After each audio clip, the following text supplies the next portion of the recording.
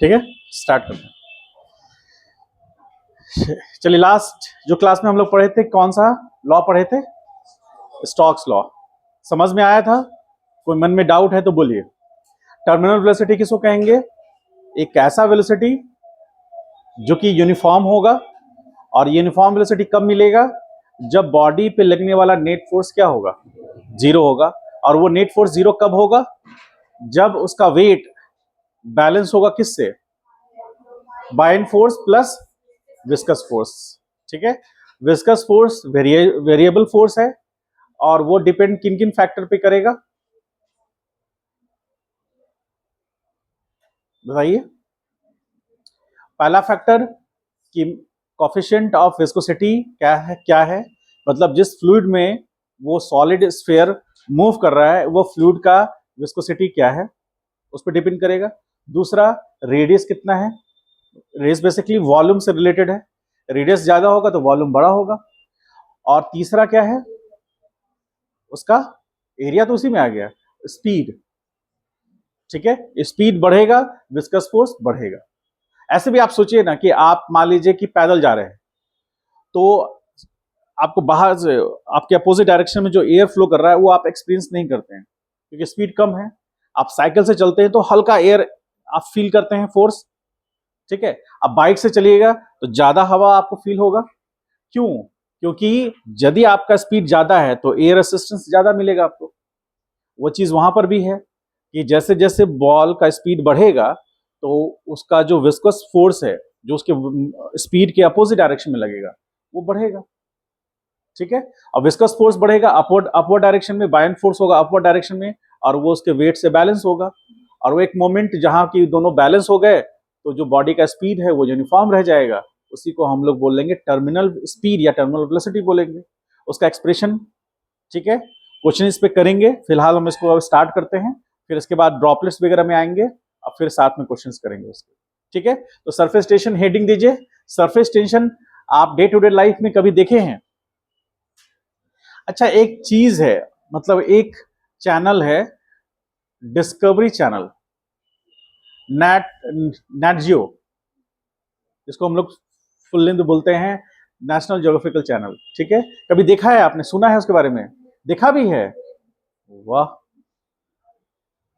उसका लगभग एक डॉक्यूमेंट्री 45 मिनट या 43 मिनट का होता है। सह लिए उतना आप, मतलब उतना देख लिए एक साथ। बहुत लोग नहीं देख पाते हैं, उसको भी स्क्रॉल करते हैं। कुछ लोग टीवी में भी ऐसे कर रहे होते हैं। ठीक है, तुम देखे हो? नहीं? डिस्कवरी चैनल का नाम सुने हो? अच्छा, नेट जियो का नहीं? देखो, नाम नहीं सुना है तो इधर लोग सुने, इधर नहीं सुना है। ठीक है, आप कभी उसमें जाएंगे, आप बेसिकली जंगल और एनिमल्स में, उसमें मेन थीम उसका रहता है। तो उसमें क्या है ना कि एक तरह का रेप्टाइल्स बोलते हैं उसको, एक तरह का रेप्टाइल्स, जैसे कि छिपकली हो गया, उसी तरह गिरगिट हो गया, देखते हैं हम लोग ना। तो वो पानी पर ना दौड़ता है, पानी पे दौड़ पाता है वो। ठीक है, आप पानी पे दौड़ पाएंगे नहीं, लेकिन वो पानी पे दौड़ पाता है। तो ऐसा क्या रीजन है कि वो पानी पे दौड़ पाता है? कभी देखा है ऐसा कोई वीडियो स्लो मोशन में कि वो रेप्टाइल्स दौड़ रहा है पानी पर ऐसे करते हुए? हाँ, तो पानी पे क्यों दौड़ पा रहा है?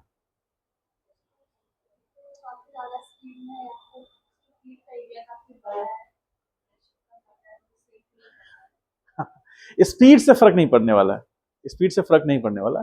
वही है कि जो पानी का एक मॉलिक्यूल्स दूसरे मॉलिक्यूल्स के बीच में जो अट्रैक्टिंग फोर्स है, वो क्या करता है कि जब कोई एक्सटर्नल फोर्स उस पर आता है तो वो थोड़ा इनबैलेंस होता है। और यदि वेट ज्यादा है उस फोर्स का, मतलब उस बॉडी का, तब तो वो उसको ब्रेक करके अंदर चला जाएगा, डूब जाएगा। लेकिन वो हल्का हल्का डिस्प्लेस होता है, जैसे आप समझ लीजिए स्प्रिंग टाइप का काम होता है। जैसे फ्लूइड पर प्रेशर आया, एक्सटर्नल फोर्स लगा तो वो हल्का फैल करके वो उस फोर्स को बैलेंस सह पाया, और जैसे ही वो बॉडी वहां से चला गया तो फिर से वो अपने आप को रीस्टोर कर लिया। ठीक है, एक स्प्रिंग की तरह। तो जो ये फोर्स डेवलप हुआ सरफेस पर बॉडी के, क्योंकि वो जो रेप्टाइल से दौड़ रहा है किस पर? सरफेस पर। तो सरफेस पर जो बॉडी के पार्टिकल्स एक दूसरे के साथ कंबाइंड रहते हैं, और कंबाइंड रहने के टर्म में जो फोर्स एक दूसरे की तरफ लगाते हैं, उसी को सरफेस टेंशन बोलते हैं। ठीक है। सरफेस टेंशन अलग अलग बॉडी के लिए या अलग अलग मटेरियल के लिए अलग अलग होगा, क्योंकि वो फ्लूइड का प्रॉपर्टी है, इसीलिए हम लोग इसमें पढ़ रहे हैं। ठीक है। जैसे मान लीजिए सपोज करें कि कभी आप देखे हैं आइस जमा हुआ है किसी तालाब में या नदी में, खास करके आप हिमाचल या फिर कश्मीर तरफ देखेंगे, वो वीडियोस में भी आता है, खास करके विदेश में रशिया वगैरह में, जो उस एरियन का उस रीजन का है, वहां पर पानी में ना बर्फ जम जाता है। ठीक है। बर्फ पूरी तरह से भी मान लीजिए नहीं जमा, हल्का लेयर जमा है बर्फ का, तो वो टॉप सरफेस पे जमेगा। क्यों? क्योंकि सराउंडिंग की कांटेक्ट में है वो, तो वो उस पर टॉप सरफेस पे जमा। तो टॉप सरफेस पे जमा तो कुछ छोटे छोटे जो जीव हैं, जैसे कोई पक्षी है, वो आकर वहां बैठ सकता है, वो नीचे नहीं जाएगा। लेकिन यदि पानी रहेगा तो वो डूब जाएगा। तो क्या हुआ, बर्फ के एक छोटा सा लेयर बनने से क्या हुआ, उनके बीच का बॉन्डिंग मजबूत हो गया। बॉन्डिंग दो लेयर्स की, मतलब कि दो पार्टिकल्स या फ्लूइड पार्टिकल्स के बीच का बॉन्डिंग मजबूत हुआ।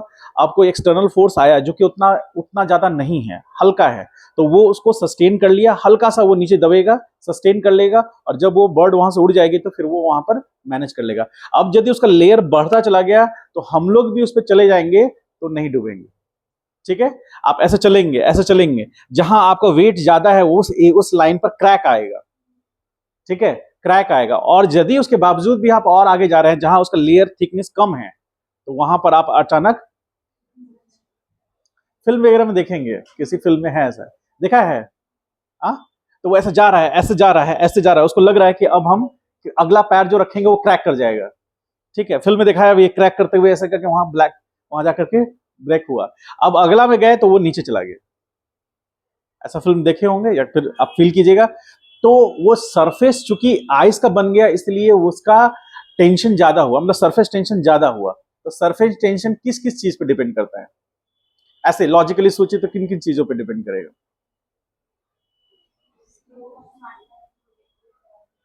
हाँ। तो हम लोग लिक्विड के लिए ही बात करेंगे, क्योंकि हम लोग सॉल इसमें पढ़ रहे हैं, फ्लूइड में पढ़ रहे हैं, हम लिक्विड की ही बात करते हैं, तो लिक्विड में होगा। ठीक है। और साथ ही साथ उस पे दो फैक्टर हैं मेनली, मॉलिक्यूल्स के बीच में इंटरेक्टिंग फोर्स कितना ज्यादा है। यदि सॉलिड है तो बहुत ज्यादा होता है, तो वहां तो सरफेस टेंशन की हम बात ही नहीं करेंगे। सरफेस टेंशन की हम बात करेंगे खास करके लिक्विड फ्लूइड में, क्योंकि ये वीक फोर्स है, बहुत स्ट्रांग फोर्स नहीं होता है। यदि स्ट्रांग फोर्स होता तो हम पानी पे चल पाते, लेकिन ये वीक फोर्स है, कुछ हल्के अमाउंट का फोर्स होता है। तो वंडरवाल फोर्स जानते हैं आप लोग, केमिस्ट्री में पढ़ना था, कोई बात नहीं, छोड़िए उसको। ये वीक फोर्स है, तो लेयर्स एक दूसरे को अट्रैक्ट करते हैं, उनके बीच में लगने वाला फोर्स पर यूनिट लेंथ में हम उसको देखते हैं। अब जैसे मान लीजिए कि एक बैलून है,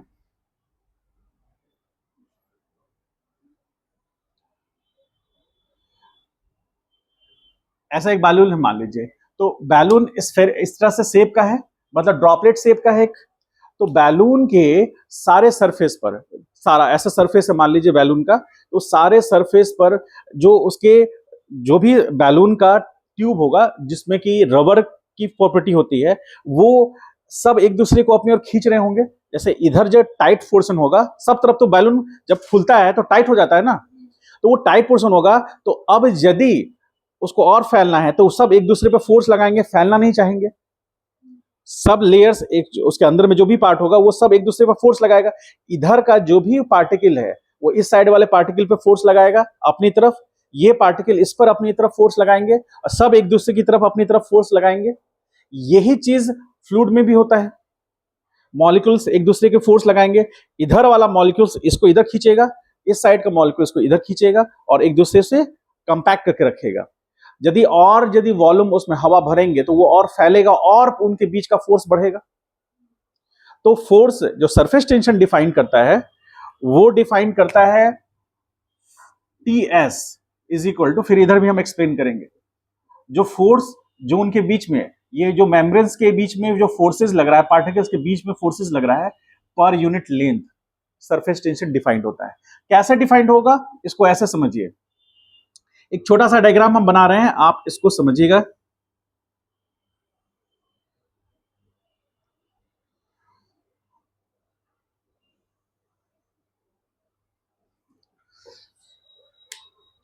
ये बहुत ही छोटा है, आसानी से समझने के लिए हम इसको ऐसे लेते हैं।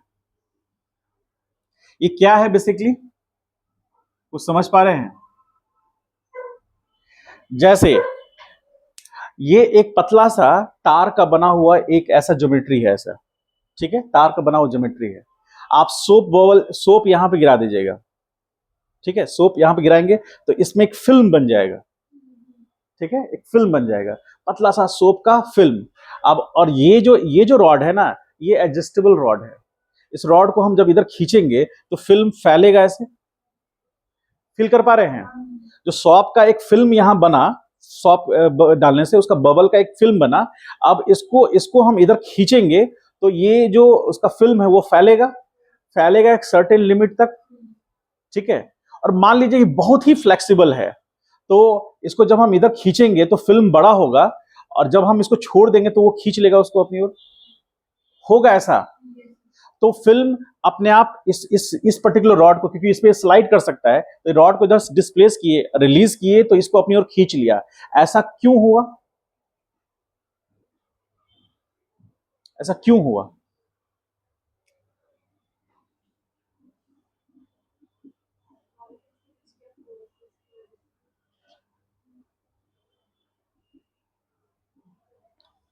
मॉलिक्यूल्स के बीच के अट्रैक्टिंग फोर्स, क्योंकि सरफेस की टेंडेंसी क्या है, कल हम बताए थे, कोई भी सरफेस चाहता है कि वो मिनिमम सरफेस एरिया अचीव करे अपने मिनिमम एनर्जी स्टेट में रहने के लिए। तो जैसे ये रॉड तो डिस्प्लेस हो सकता है ना, तो ये फ्री है, तो ये छोटा सा पतला सा, ये मतलब क्या कह लीजिए उसको, एक वायर की तरह है ये, जो हम लोग कंस्ट्रक्शन में यूज करते हैं वायर। तो वायर को ऐसे हमने कर्व बना दिया, इसमें सब बबल डाला तो एक फिल्म बन गया। अब वो फिल्म के कारण अब ये क्या एडजस्टेबल है, इसको इधर हम फोर्स लगा करके खींच रहे हैं, कुछ देर के बाद ये यहां पहुंच गया, तो फिल्म जो इतना तक था वो बढ़ करके वो फिल्म यहां तक पहुंच गया, होगा ऐसा। और इससे भी हम ज्यादा करेंगे तो फिल्म फूट जाएगा, ऐसे ऐसे ब्लास्ट कर जाएगा, जो कि बहुत छोटा सा फिल्म है तो आवाज कुछ करेगा नहीं, ब्लास्ट करेगा तो ये सारा खाली हो जाएगा। उस इसको यहां से खींचने के यहां तक खींचने में वो ब्लास्ट नहीं किया, तो क्या होगा, वो फिल्म जब फैलेगा तो वो एक दूसरे पर फोर्स लगाएगा, और यदि हम यहां पर इस रॉड को लाकर यहां हम रिलीज कर देते हैं तो फिर से वो यहां पर आ जाएगा, होगा ऐसा। तो ऐसा जो हो रहा है, सरफेस टेंशन फोर्स लग रहा है किस पर, इस रॉड पर जब यहां आया था वो, क्योंकि ये फिल्म क्या चाहता है, अपने मिनिमम एनर्जी स्टेट को मेंटेन रखना चाहता है। इसीलिए जब आप पानी में ये सर्फ को डाल करके आप झाग बनाते हैं तो वो बबल बनता है। बबल क्या होता है, वो बबल एक ऐसा ज्योमेट्री है जिसका सरफेस एरिया मिनिमम होता है, ठीक है, मिनिमम सरफेस एरिया। कोई नॉचिंग पॉइंट होता है उसमें, नोच मतलब कहीं पर नोकीला पोर्शन होता है, नहीं होता है, तो नॉचिंग पॉइंट नहीं होता, और मिनिमम सरफेस एरिया होता है, यूनिफॉर्म होता है, इसीलिए वो स्फेरिकल शेप में आता है, ठीक है। अभी हमने यहां जो बनाने की कोशिश की, यहां पर हमने उस सर्फ को पानी से मिला करके यहां गिराया तो एक फिल्म बन गया छोटा सा। अब उसको हम डिस्प्लेस कर रहे हैं तो फिल्म एक्सपैंड कर रहा है, एक्सपैंड इसलिए कर रहा है क्योंकि वो सरफेस टेंशन फोर्स लगा रहा है, जो कि एक लेयर पे लगेगा, और वो फिल्म का एक पतला सा लेयर ही है, वो लेयर एक दूसरे पे फोर्स लगा रहा है, और जब हम इसको यहां से रिलीज कर रहे हैं तो वो खींच ले रहा है उसको, लेकिन एक ऐसा लिमिट होगा कि उसके आगे हम बढ़ाएंगे तो वो ब्लास्ट कर जाएगा, समझ गए। तो सरफेस टेंशन को समझने के लिए हमको छोटा सा पतला सा लेयर को समझना पड़ेगा किसी भी फ्लूइड का, जैसे हम यहां पर लेयर समझे उसी तरह अलग फ्लूइड के लेयर को हमको समझना पड़ेगा। अब कैसा, जैसे मान लीजिए सपोज करें,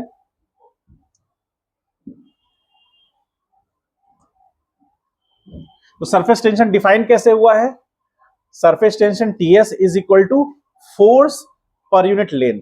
तो यहां पर फोर्स एक्सटर्नल लगा, ठीक, और ये लेंथ, ये डिस्टेंस हमारा एक्स है, और ये हाइट हमारा वाई है। तो यहां हम लिख सकते हैं इस पॉइंट पर, हम इसका जो टी एस, जो सरफेस टेंशन सब बोबल ने लगाया है, surface tension due to bubble, ठीक है, बबल तो है नहीं, सॉफ्ट फिल्म लिख देते हैं, ठीक है, बराबर क्या होगा, एफ एक्सटर्नल बाई वाई होगा, उस लेंथ पे लगा। अच्छा, ये एक्सटर्नल फोर्स बहुत ही स्लोली, बहुत ही धीरे धीरे हम इसको बढ़ा रहे हैं। मतलब यहां से ये पॉइंट को मान लेते हैं हम ए और इस पॉइंट को बी मान लेते हैं। ए से बी जाने में मात्र 6.5 दिन लगा, मतलब 6.5 डेज लगा इसको यहां से यहां ले जाने में। ऐसा क्यों किए? क्योंकि हम नहीं चाहते कि काइनेटिक एनर्जी आए, और हम ये नहीं चाहते हैं कि ये जो फोर्स हो, ये सॉफ्ट बबल जो लगा रहा है फोर्स, उससे अलग हो। नहीं समझे? यदि हम तेजी से चाहते हैं यहां से यहां आना, तो एक्सटर्नल फोर्स ज्यादा लगाएंगे। सॉफ्ट बबल जो फोर्स लगा रहा है, सॉफ्ट फिल्म जो फोर्स लगा रहा है, उससे ज्यादा लगाएंगे, क्योंकि हम स्पीड चाहते हैं। नहीं समझे? और एकदम स्लोली, एकदम धीरे धीरे लगाएंगे। इसका मतलब जितना सॉफ्ट फिल्म फोर्स लगा रहा है, उसी के बराबर में एक्सटर्नल फोर्स लग रहा है। ठीक है? कि सो दैट कि हम जहां एक्सटर्नल फोर्स लगा रहे हैं, उसको तो हम कैलकुलेट कर सकते हैं। उसको तो कैलकुलेट कर सकते हैं। सॉफ्ट बबल जो फोर्स लगा रहा है उसको कैलकुलेट नहीं कर सकते, लेकिन इसको तो कैलकुलेट कर सकते हैं। और हम जानते हैं कि बहुत स्लोली ये प्रोसेस हो रहा है। इसका मतलब है कि जैसे जैसे लेंथ बढ़ेगा, सॉफ्ट बबल फोर्सेस बढ़ाएगा, फोर्स का मैग्नीट्यूड बढ़ाएगा। लेकिन चूंकि ये फिल्म है और पतला सा फिल्म है, सरफेस टेंशन ऑलरेडी बहुत छोटा होता है, तो यहां से आने में जो चेंजेस आ रहा है फोर्सेस में, उसको हम लोग नेग्लेक्ट करते हैं। तो एक्सटर्नल फोर्स जो होगा वो सॉफ्ट बबल का फोर्स होगा। इसीलिए यहां पर हमने एक एक्सटर्नल लिखा और डिवाइड किया किससे? वाई से। क्योंकि लेंथ में कितना इंक्रीमेंट, मतलब लेंथ में चेंजेस कितने से आ रहा है? वाई में। वाई ही लेंथ चेंज हो रहा है, एक्स तो कांस्टेंट है। एक्स चेंज करेगा, इसके यहां आने से एक्स चेंज करेगा, लेकिन इस सॉफ्ट बबल के लिए वाई चेंज कर रहा है कि एक्स चेंज कर रहा है? वाई चेंज कर रहा है। एक्स चेंज करता तो ये नीचे जाता। एक्स में चेंजेस आता है। इस सॉफ्ट बबल, जो सॉफ्ट फिल्म का एरिया क्या है, इसका वाई इंटू एक्स, एक रेक्टेंगल एरिया है ना, तो रेक्टेंगल एरिया में वाई चेंज कर रहा है या एक्स चेंज कर रहा है? वाई चेंज कर रहा है। तो पर यूनिट लेंथ हम जो ले रहे हैं, तो वाई में चेंजेस ले रहे हैं, इसीलिए यहां पर एफ बाई एल होगा। अब हम इसको एक और तरीके से बताते हैं। जैसे मान लीजिए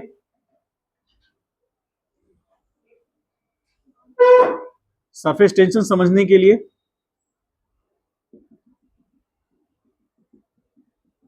कोई ऐसा चीज जो कि पानी के सरफेस पे रखिए तो वो पानी के सरफेस से नीचे ना जाए, कोई ऐसा चीज है, ऑब्जेक्ट है आपकी जानकारी में? आइस अंदर चला जाता है। लकड़ी, लकड़ी भी उसके सरफेस से नीचे चला जाता है। टॉप सरफेस से नीचे जाना चाहिए।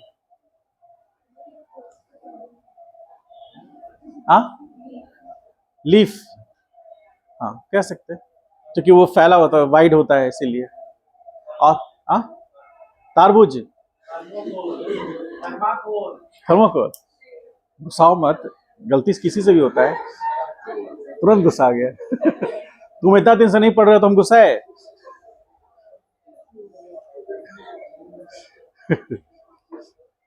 क्या बोला? थर्बो, थर्बो बोला था शुरू में।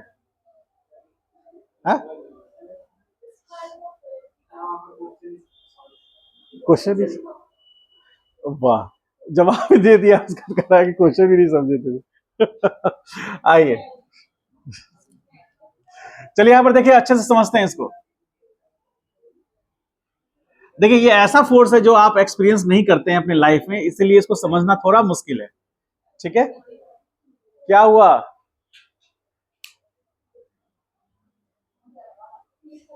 ये बगल वाले, ज्यादा दिन नहीं, हमारे ही इसी फ्लोर पर, इस बगल वाली बिल्डिंग में, मतलब बगल वाले कोचिंग में बच्चे हंगामा किए थे कि एसी ठीक क्यों नहीं कराते, बाहर निकल के बोल रहा है।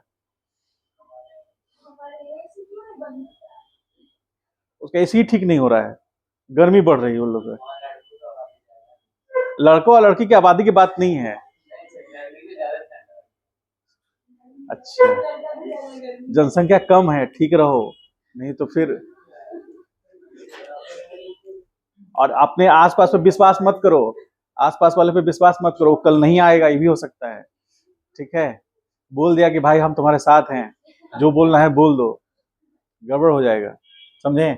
ज्यादा नहीं है, 5 हैं ये लोग, उसमें से आज वो आया है, वो कल नहीं भी आ सकता है। ठीक है? 4 लोग गिन के हो। ठीक है? अब किसको गर्मी ज्यादा, किसको ठंडा ज्यादा, जैसे बड़े बड़े नेता बोलते हैं ना, ये लोग भी बोलेगा सर 2 मिनट के लिए सिर्फ कैमरा बंद कर दीजिए। समझे? देखो आज ये भी आई है, बताओ। अब तो चांसेस कम है। समझे? आइए, किसी को ठंडा और गर्म नहीं लगता। समय आता है गर्मी का तो सबको गर्मी लगेगा, ठंड के समय में सबको ठंड लगेगी। ठीक है, किसी को थोड़ा ज्यादा, किसी को कम। तो एसी तो चलेगा।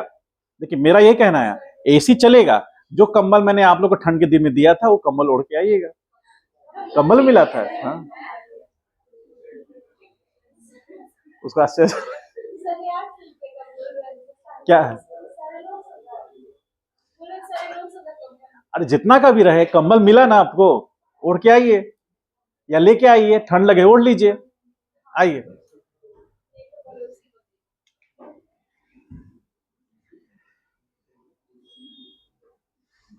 देखिए हम लोग ने क्या किया है, एक निडल, निडल सुई, सुई के बराबर कोई एक अलग मटेरियल का ऑब्जेक्ट, ठीक है, सुई का जैसा स्ट्रक्चर है, जैसा शेप एंड साइज है, उसी शेप एंड साइज का मान लीजिए वुडन हमने एक सुई बनाया। वुडन सुई देखा है आपने? नहीं देखा है? रेस्टोरेंट में कभी गए हैं? वो एक पिक, बस बस वही है वो। अरे ठीक है, एग्जैक्टली उतना सुई चूंकि हार्डन मटेरियल का होता है ना, तो वो उतना स्मॉल रेडियस में सस्टेन कर लेगा। लकड़ी का उतना बनाएंगे बन ही नहीं पाएगा। वो हल्का तो मोटा रहेगा ना लकड़ी, उससे नहीं तो वो सस्टेन ही नहीं करेगा। वो पता चला आप दांत खोद रहे हैं, वो टूट गया, आप जाके बोल रहे हैं देखिए मेरे दांत में फंस गया है। क्या चिकन? नहीं, टूथपिक जिससे चिकन निकाला तो वही फंस गया है। वो अपना बुलडोजर उजर लेके आ जाएगा। बड़ा सा, वो बड़ा सा नहीं, सरसी होता है वो, जिससे पेड़ पौधा काटते हैं, वो लेके आ जाएगा। अच्छा रुकिए, उसके उसको फंसाएगा, खींच के निकाल लेगा वो। समझे? आइए यहां पर देखिए, यहां पर हम एक स्फीयर का अब हम ड्रॉ कर रहे हैं, तो अब छोटा सा थोड़ी ना करेंगे, है वो ये, लेकिन हमको ड्रॉ तो ये करना पड़ेगा। नहीं समझे? ताकि आपको दिखे। तो आप लोग बोलेंगे कि सर कहां दिख रहा है? ठीक है, तो आप छोटा सा मान लीजिए कि निडल के शेप एंड साइज का आपने लकड़ी का, या फिर कह लीजिए कोई लकड़ी में भी बहुत थर्मोकॉल का भी इस टाइप का शेप का साइज का आता है ऑब्जेक्ट, तो वो मान लीजिए कि आपने यहां पर प्लेस्ड कर दिया। तो वो आपको इधर से ऐसे देखने में है ना, आपको बेसिकली वो दिखेगा कैसा?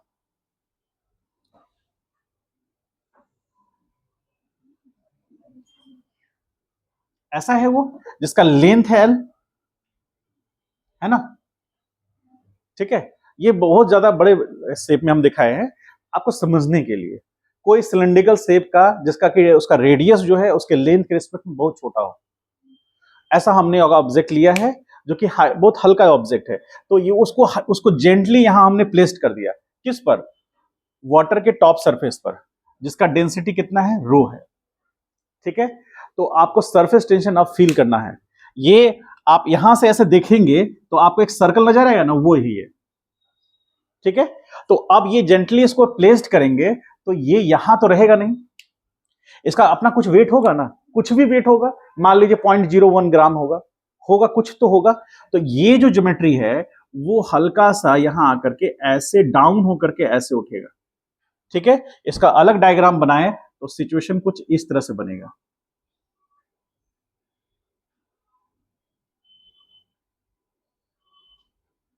ऐसे, तो ये जो ऑब्जेक्ट है आपका वो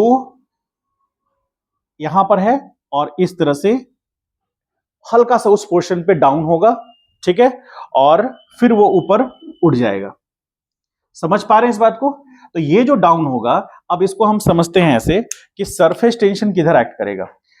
ये जो पोर्शन है, यहां से हम एक ऐसे लाइन ड्रॉ करेंगे, यहां से एक टेंजेंट ऐसे लेंगे, ये दोनों टेंजेंट है, इस डायरेक्शन में फोर्स एक्ट करेगा, जो कि फ्लूइड लगा रहा है, ताकि वो जो निडल है वो नीचे ना जाए।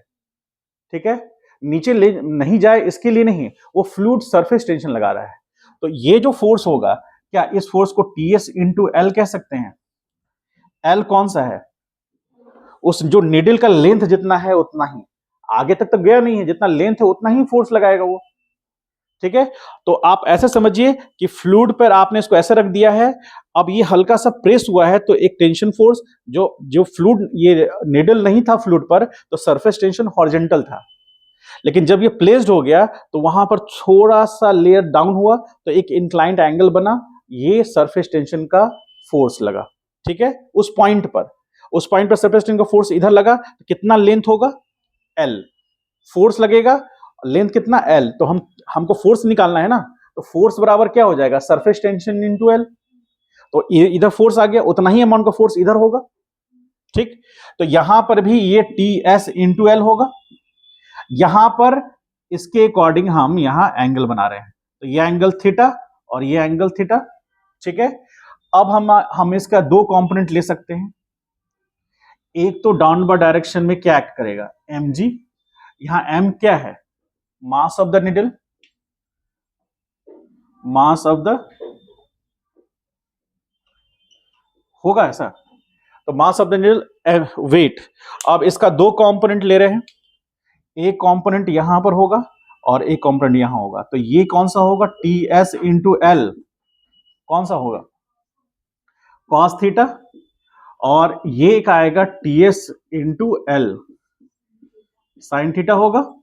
एक तो इसका रेजोल्यूशन हो गया, अब इसका रेजोल्यूशन करेंगे तो एक यहां फोर्स आएगा T S into L cos theta, और फिर एक फोर्स यहां आ जाएगा T S into L sine theta. अब ये भी रिजॉल्व हो गया, रिजॉल्व हुआ तो अब दो तरह के दो फोर्सेस, एक तो वेट एम जी नीचे लग रहा है और जो हॉरिजॉन्टल कंपोनेंट है फोर्स का वो बैलेंस हो गया है, तो नेट फोर्स क्या लगेगा, एफ नेट। एफ नेट यदि हम देखेंगे तो बैलेंस हो गया, तो इस केस में हम क्या लिख सकते हैं, two T S into L sine theta is equal to M G, लिख सकते हैं ऐसा, क्योंकि एक्स कंपोनेंट तो बैलेंस है, वाई कंपोनेंट बैलेंस है। क्यों वाई कंपोनेंट को बैलेंस कर रहे हैं, क्योंकि ये निडल जो है ना ही नीचे जा रहा है, ना ही ऊपर जा रहा है, ना ही लेफ्ट जा रहा है, ना ही राइट जा रहा है, नेट फोर्सेस जीरो हैं और निडल इक्विलिब्रियम में है, कह सकते हैं ना, होगा ना, उसको जेंटली प्लेस करेंगे तो वो थोड़ी ना मूव कर रहा है, अभी तो हम लोग स्टैटिक की बात कर रहे हैं, तो वो स्टेशनरी है, इसीलिए कह सकते हैं since the needle is stationary. This implies summation of all forces acting in y-axis बराबर क्या होगा, जीरो, और उससे हमारे पास ये रिलेशन आएगा। अब यहां से हम क्या निकाल सकते हैं, टीएस जो सरफेस टेंशन है, तो टीएस बराबर एम जी, डिवीजन में यहां आ जाएगा टू एल साइन थीटा, एक ये रिलेशन आएगा। ठीक है, मास की जगह पर उसका वॉल्यूम ले सकते हैं, यदि उसका रेडियस दिया हुआ है, मान लेते हैं रेडियस आर है, तो वॉल्यूम कितना होगा नीडल का, वॉल्यूम ऑफ नीडल क्या होगा, पाई बाई 4 या फिर पाई आर स्क्वायर ले लीजिए, आर स्क्वायर इंटू एल होगा, तो उसके जहां पर वॉल्यूम है और इसका डेंसिटी को हम सिग्मा मान लेते हैं, तो हम मास बराबर क्या लिख सकते हैं, sigma into pi R square into L, ये उसका वॉल्यूम मास हो सकता है, तो यहां पर m का वैल्यू हम पुट कर सकते हैं वो। ठीक है, और डायरेक्टली यदि मास दे दिया है क्वेश्चन में कि ऑब्जेक्ट जो उसमें प्लेस किया गया है उसका मास इतना है, तो हम डायरेक्टली यूज कर लेंगे इसको। तो यहां टीएस क्या बना, समझ पाए,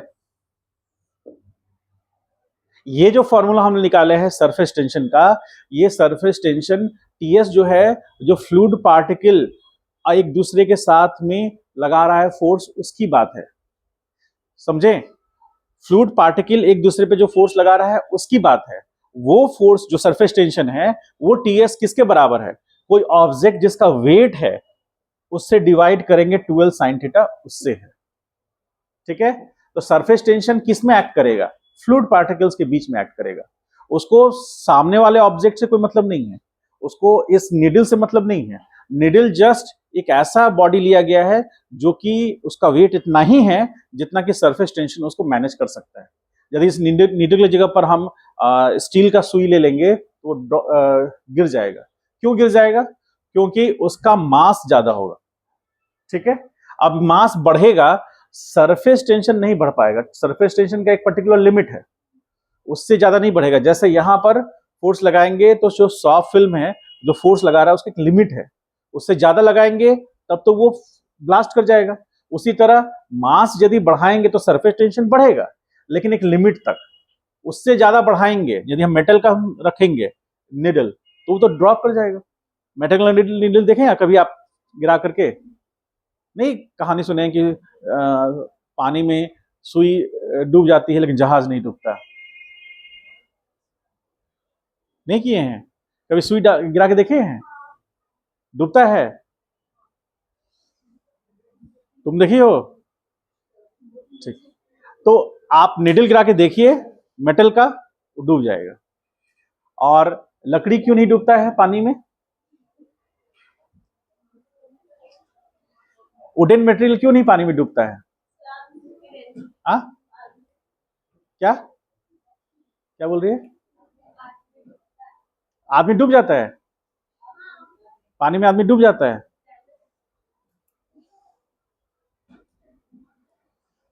बताइए, पानी में आदमी डूबता है कि नहीं? आ? तैरने से क्या हो जाता है? अच्छा खैर वो छोड़िए, अब फिलॉसफी में मत जाइए। ठीक है, अब हमको ये बताइए कि सुई जो है वो पानी में डूब जा रहा है, लेकिन बड़ा बड़ा जहाज पानी में नहीं डूब रहा है। मतलब नाव ही मान लीजिए, नाव, वो पानी में नहीं डूब रहा है। आप कहेंगे सर लकड़ी का बना है, तो बड़ा बड़ा जो जहाज है वो लकड़ी का नहीं बना होता है। आ? क्या लगता है? वैसा शेप का आप मेटल बना रहे हैं तो वो नहीं डूब रहा है। ठीक है, तो बताइए क्यों ऐसा हो रहा है? आखिर डूब क्यों नहीं रहा है? ऐसा शेप का हम बना दिए तो ऐसा शेप का ही क्यों बन रहा है वो? बताइए। ग्रेविटेशनल पोटेंशियल एनर्जी और इलेक्ट्रोस्टैटिक, जो अभी तक नहीं पढ़े हैं आप, और इलास्टिक पोटेंशियल एनर्जी। तो यहां पर कौन सा होगा? क्यों होगा? हाँ, बोलो, कोई एक बोलो। सब लोग बोल रहे तो रिजल्टेंट जीरो हो जा रहा है। बोलिए, कोई बोलिए।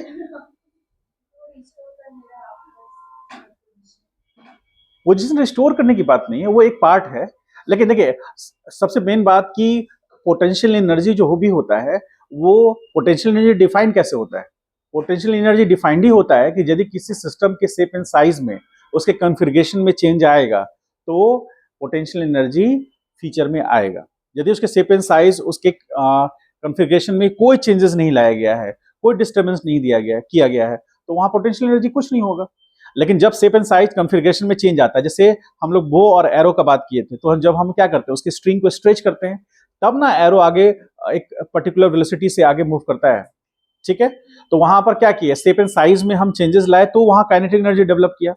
यहाँ शेप एंड साइज, चूंकि एक्सटर्नल फोर्स लगा तो उसके शेप एंड साइज में चेंज आया, तो इसलिए यहाँ इलास्टिक पोटेंशियल एनर्जी की बात होगी।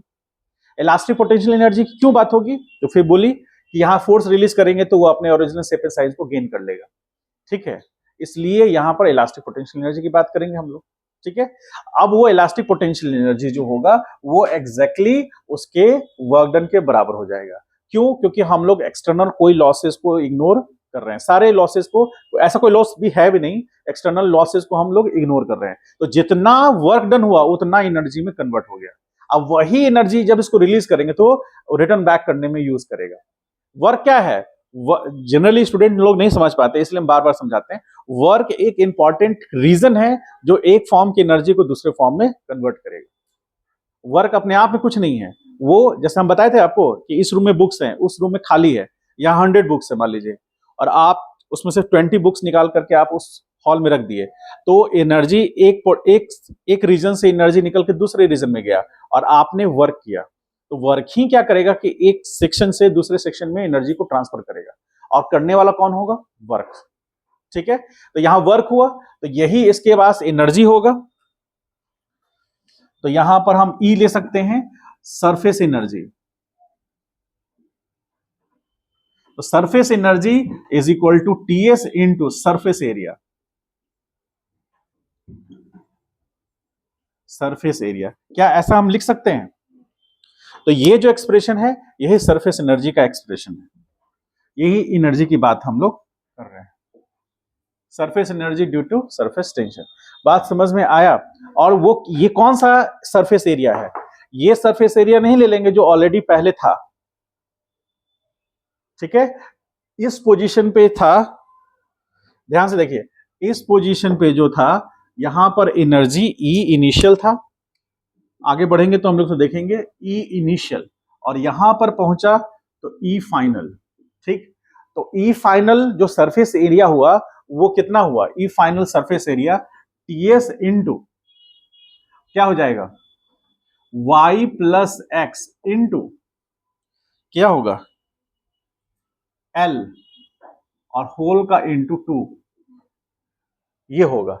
यहां पर जो एनर्जी होगा वो क्या होगा? TS into Y into L into 2, ठीक है। तो देख रहे हैं चेंज इन एरिया हुआ। तो हम लोग यहां पर जो ले रहे हैं जितना वर्क हुआ, क्योंकि यहां से यहां गया तो अमाउंट ऑफ वर्क हुआ, तो अमाउंट ऑफ वर्क जो हुआ वहां पर जो सरफेस एरिया होगा उन दोनों के बीच का होगा ये, मतलब 50 जूल माइनस 20 जूल, तो 50 जूल माइनस 20 जूल तो 30 जूल, तो 30 जूल के लिए जो एरिया आएगा वो ले रहे हैं। समझ गए? है ना, क्योंकि उतने में वर्क हुआ है ना, उतने के कारण एनर्जी में चेंज आया है ना, ये तो पहले से था ही। बात समझ पाए कि नहीं समझ में आया? और यदि नहीं समझ में आया है तो थोड़ा सा बेसिक्स को, एनर्जी वर्क एनर्जी थ्योरम को देखेंगे, एनर्जी को, वर्क को और उसको पोटेंशियल को, काइनेटिक को कैसे सब एक दूसरे से रिलेट करते हैं उसको समझेंगे थोड़ा, तभी समझ में आ जाएगा एक्सप्रेशन। फिलहाल इसको लिखिए और इसके आगे बढ़ते हैं हम लोग। अभी सॉफ्ट बबल में यही काम करने वाले हैं, जो कोई बदमाशी करेगा। चलिए लिखिए जल्दी।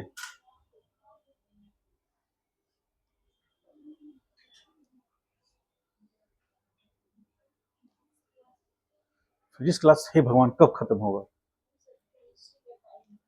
हाँ, मेरे से ज्यादा खतरनाक तो वही है, हम तुम क्लास से बाहर भी नहीं किए, बाहर कर दिए। ओ ऐसा कोई कुछ बड़ा काम करता, तुम करो।